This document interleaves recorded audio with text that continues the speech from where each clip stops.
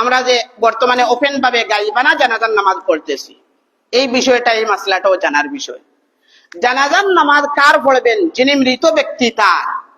তাহলে এখন যে আমরা গাইবানা জানাজার নামাজ, এটা কোরআন হাদিসের আলোকে কতটুকু সম্মত, এটা তো বুঝার বিষয়, জানার বিষয়। হ্যাঁ বলবেন হাদিসের মধ্যে আছে, আমি বলতেছি, একটু সময় আমাকে দেন। যে মৃত ব্যক্তি সামনে রেখে জানাজার নামাজ পড়া ফতোয়ার কিতাবের মধ্যে হলো, আর হাদিসের স্টাডি করলে এটি প্রমাণিত হয়, লাশ সামনে থাকা শর্ত। লাশ যদি সামনে থাকে না, তাহলে জানাজার নামাজ আপনি কার পড়বেন? এই জন্য জানাজার নামাজ পড়তে হলে মৃত ব্যক্তির পূর্ণ বডি অথবা অধিকাংশ বডি সামনে থাকা জরুরি। জরুরি না, সামনে না থাকলে জানাজা পড়া যাবে না। এবার কথা হলো, তাহলে গাইবানা জানাজার নামাজ পড়া যাবে কিনা? বলে গাইবানা জানাজার নামাজ পড়বেন, লাশ তো সামনে নাই, তারই অর্থ। বলে এটা কিভাবে পড়বেন? এটা জায়েজ নয়। আমি বললাম জায়েজ নয়, তাহলে আরেকজন বলবে হুজুর বুখারী শরীফের হাদিসের মধ্যে আছে। কথা ঠিক। এই বুখারী শরীফের সালাতুল জানাজা এই প্রথম খণ্ড 178 নম্বর পৃষ্ঠার মধ্যে, এই লম্বা পৃষ্ঠার মধ্যে এখানেই উল্লেখ আছে যে নবী করিম সাল্লাল্লাহু আলাইহি সাল্লাম নাজাশী বাদশার গাইবানা জানাজার নামাজ পড়েছেন। আবু হুরায়রা রাদিয়াল্লাহু আনহু থেকে বর্ণনা, আন্না নবী সাল্লাল্লাহু আলাইহি ওয়াসাল্লাম সাল্লা আলান নাজাশী ফাকাব্বারা আলাইহি ফাকাব্বারা আরবান, 4টি তাকবীরও বলেছেন। তাহলে দেখা গেল নাজাশী বাদশা হলেন হাবশার বাদশা, তার নাম ছিল আসহামা, লকব হলো নাজাশী। তিনি মুসলমান ছিলেন। তার ইন্তেকালের পর রাসূল সাহাবায়ে কেরামদেরকে বলেছেন, তোমাদের ভাই নাজাশী মৃত্যুবরণ করেছে, তোমরা তার জানাজার নামাজ আদায় করো। তখন নবীজি জানাজার নামাজ পড়াইলেন, সাহাবায়ে কেরাম পড়লেন। তখন নাজাশীর বাদশা লাশ এখানে কি ছিল না, সামনে ছিল না। মদিনায় আর হাবশায় অনেক দূরত্ব। তাহলে তো গাইবানা জানাজার নামাজ নবীজি পড়েছেন, তাহলে আমরা পড়বো না কেন? এবার কথা হলো এটাই, তাহলে নবীজি কেন পড়লেন বা কিভাবে পড়লেন, এই হাদিসের ব্যাখ্যা তো মুহাদ্দিসিনে কেরামই করবেন, তারাই তো ভালো করে জানেন। আমরা তাদের কাছ থেকে দেখবো তারা কি ব্যাখ্যা করতেছেন। দেখেন, মুহাদ্দিসিনে কেরাম বলতেছেন, নাজাশী হাবশার যে বাদশা, উনার ইন্তেকাল হয়েছে যেই দেশে, এই দেশের মধ্যে কোনো মুসলমান ছিল না, যার কারণে উনি ছিলেন মুসলমান।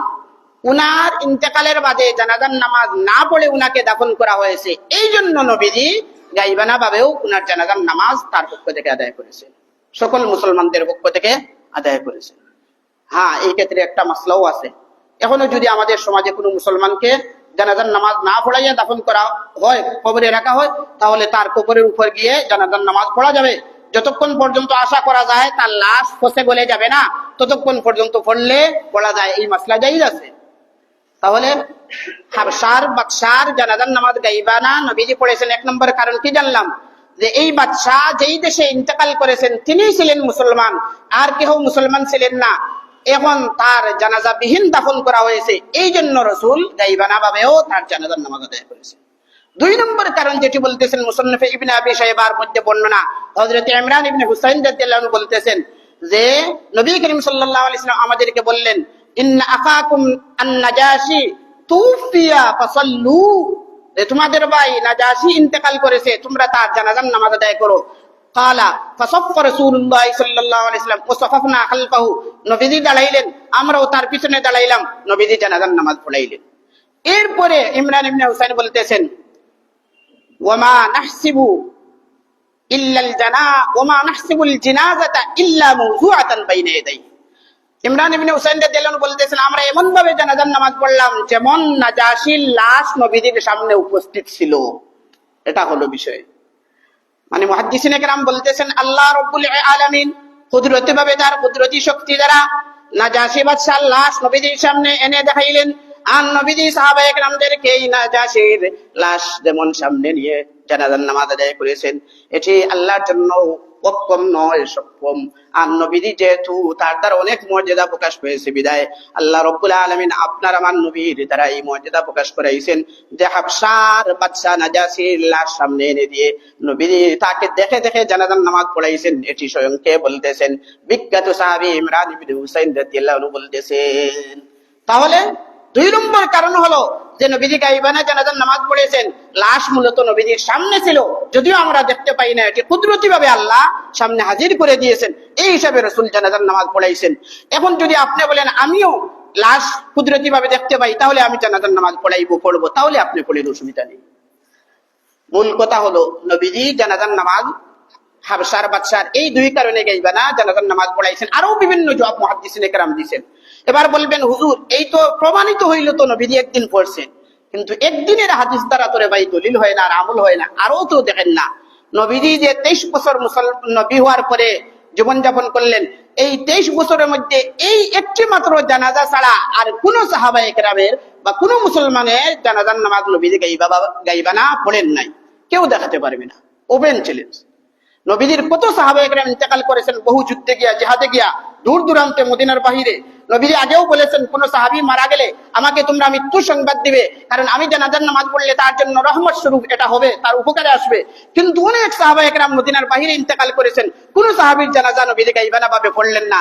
একমাত্র ওই নাজাশির বাদশা, হাবশার বাদশা নাজাশির জানাজার নামাজ পড়লেন। এটি ভিন্ন কারণে, যে কারণগুলো আমি বললাম। কিন্তু নবীর প্রিয় সাহাবায়ে কেরাম ইন্তেকাল করলেন, কেউ কারো জানাজার নামাজ গাইবানা পড়লেন না। আসুন আচ্ছা, নবীজির ইন্তেকালের পরে দেখেন হযরত আবু বকর খলিফা হইলেন, হযরত উমর, হযরত উসমান, হযরত আলী, খুলাফায়ে রাশিদিনের তাদের জীবদ্দশায় কোন মুসলমান বাহিরে মারা গেছেন, অনেক সাহাবায়ে কেরাম মারা গেছেন, কোন সাহাবীর বা মুসলমানের গাইবানা জানাজার নামাজ কোন খুলাফায়ে রাশিদিন পড়েন নাই। কোন একজন সাহাবীও কোন মুসলমানের গাইবানা জানাজার নামাজ পড়েন নাই। তাহলে এই আমলগুলো দেখবেন না, শুধুমাত্র নবীজি একদিন পড়েছেন এটাই দলিল দিয়ে দিবেন। তাহলে সাহাবায়ে কেরাম যদি বুঝতেন এটি সবার জন্য পড়া জায়েজ আছে, অবশ্যই তারাও তাদের ভাই যখন মুসলমান ভিন্ন দেশে কোথাও ইন্তেকাল হয়েছে, তারাও তাদের গাইবানা জানাজার নামাজ পড়তেন, কিন্তু তারা কারো গাইবানা জানাজার নামাজ পড়লেন না। তাহলে বোঝা গেল আসলে এটি ওপেন ভাবে সবার জন্য জায়েজ নয়। এটাই হলো মাসলা, এটাই বাস্তব কথা রে ভাই।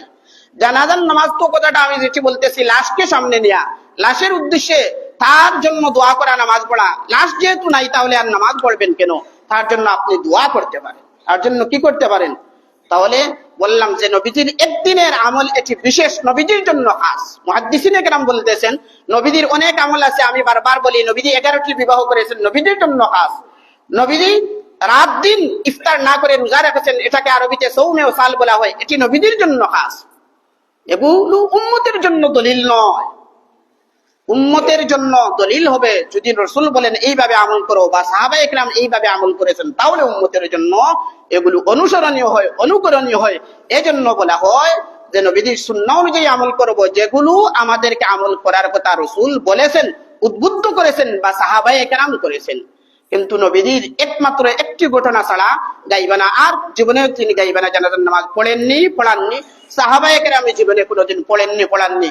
এই জন্য আমরা ওপেন ভাবে এটা না পড়ে দোয়া মাহফিলের আয়োজন করব। দোয়া করেন, নামাজের মাধ্যমে, জানাজার মাধ্যমেই তো রে ভাই মৃত ব্যক্তির জন্য দোয়া হয়। এই জন্য আমরা দোয়া মাহফিলের আয়োজন করব। বিষয়টা দরদ নিয়ে বলতেছি, কাউকে গায়েল করা বা কোনো কিছু উদ্দেশ্য নয়। যে ইবাদতকে ইবাদত হিসাবে পালন করা এটি আমাদের ইমানি দায়িত্ব, নৈতিক দায়িত্ব। নবী করিম সাল্লাল্লাহু আলাইহি ইসলামের হাদিস স্টাডি করলে অনেক আমল দেখা যাবে, এইভাবে আছে সেইভাবে আছে, যেগুলো সুন্নাহসম্মত। দুভাবে থাকলে অসুবিধা কি? একজনে বুকে হাত বাঁধতেছে, একজনে নাভির নিচে বাঁধতেছে, দুটো তরিকা হাদিস দ্বারা আছে, আমরা তো বলি অসুবিধা কি? যে যেটা করেন করতে পারেন। কিন্তু আমি বললাম না বুকে হাত বাঁধলে নামাজ হবে না, নাভির নিচে হাত বাঁধলে হবে না। আমার একটা বললাম, আরেকজনেরটা একেবারে উড়াইয়া দিলাম। এটা বিভ্রান্তি ছড়ানো ছাড়া আর কোনো কিছু নয়। আর এই ক্ষেত্রে, যেই ক্ষেত্রে নবীজি কোনো একদিন আমল করেছেন, এগুলো বিশেষ আমল, নবীজির জন্য খাস। সাহাবায়ে কেরামের কথা দ্বারা, আমল দ্বারা বোঝা যায়। এই আমলগুলো যদি বলেন হাদিসে আছে আমিও আমল করব, এগুলো বিভ্রান্তি হওয়া ছাড়া কোনো কিছু নয়। এই জন্য আল্লাহ রাব্বুল আলামিন আমাদের সকলকে কথাগুলো বুঝে আর আমাদের জীবনে বাস্তবায়ন করার তৌফিক দান করুন। আমিন। ওয়া আখিরু দাওয়ানা আলহামদুলিল্লাহি রাব্বিল আলামিন।